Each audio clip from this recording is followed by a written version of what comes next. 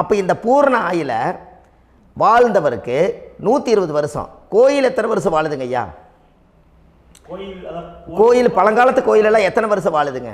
12 வருஷத்துக்கு அது ஓகே, அது பரவாயில்ல. 12 வருஷத்துக்கு ஒருக்கா பழசை புதுப்பிச்சு கும்பாபிஷேகம் பண்ணி மறுபடியும் அதுக்கு பவர் ஊட்டி சக்தி ஊட்டி அதுக்கு உருவேற்றுறாங்க.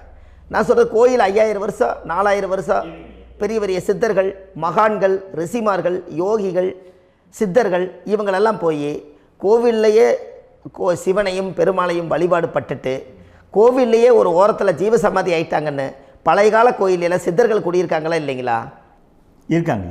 இருக்காங்களங்க ஐயா. அப்போது நாம் 120 வருஷம் வாழ்கிறோம், கோவில் 5000 வருஷம் வாழுது. எங்கே சக்தி அதிகமாக இருக்குன்னு சொல்லுங்க? கோவிலில் தாங்க ஐயா. கோயில் தான், அதில் ஒன்றும் மாற்றம் இல்லைங்களே. கோயில் தாங்க ஐயா. அப்போ கோவிலில் தான் அந்த சக்தி இருக்குது நீங்கள் சொல்கிறீங்க. அப்போ உங்களுடைய கர்மாவை உடைக்கிறதுக்கு 120 வருஷம் பெருசா 5000 வருஷம் பெருசான்னு சொல்லுங்கள்? 5000 தாங்க ஐயா. அப்போ 5000 வருஷம் உள்ள அலைகள் வந்து எத்தனை அந்த சிவனுக்கு இப்போ ஒரு சிவன் கோயிலே உங்களுக்கு முடக்கு தோஷத்துக்கு ஒரு கோயில் வருதுன்னு வச்சுக்கோங்க.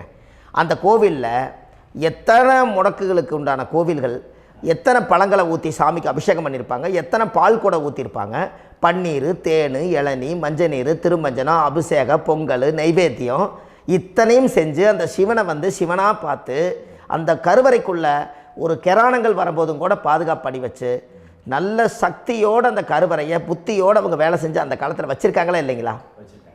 அப்போது நம்ம வீட்டை அவ்வளோ சுத்தமாக வச்சுருக்க முடியுமா? என்னதான் வாஸ்து இருந்தாலும் முடியாது இல்லைங்களா?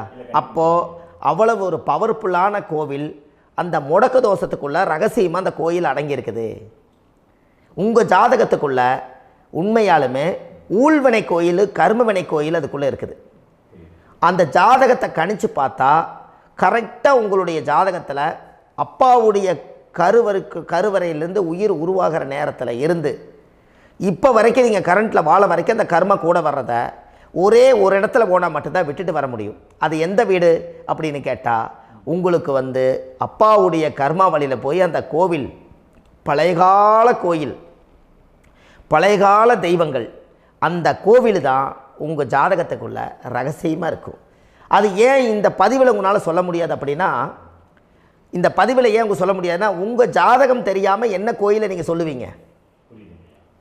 இப்போ பொதுவாக ஒரு நட்சத்திரத்துக்கு ஏதோ ஒரு கோவிலை அவங்க சொல்லி நீங்கள் போயிட்டு வரீங்கன்னு வச்சுக்கோங்க.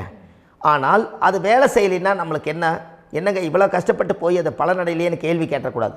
உங்கள் ஜாதகத்தை நீங்கள் கொண்டாங்க, உங்கள் டேட் ஆஃப் பர்த் டயத்தை போட்டு ஜாதகத்தை கணிச்சு நீங்கள் சூரியன் என்ற நட்சத்திரத்துக்கு உங்களுடைய கர்மவினை கோவில் யார், உங்களுடைய முடக்கு யார், ஊழ்வினை தோஷத்துக்கு உண்டானவர் யார், தாய் வழி கர்மா யார், தந்தை வழி கர்மா எது, நீங்கள் பிறக்கும்போது வந்த கர்மா என்ன, இது எல்லாம் கணிக்காமல் பொதுவாக ஒரு கோயிலில் போய் நீங்கள் பாட்டுக்கு சாமி கும்பிட்டு வந்தால் பலன் எப்படி கிடைக்கும்?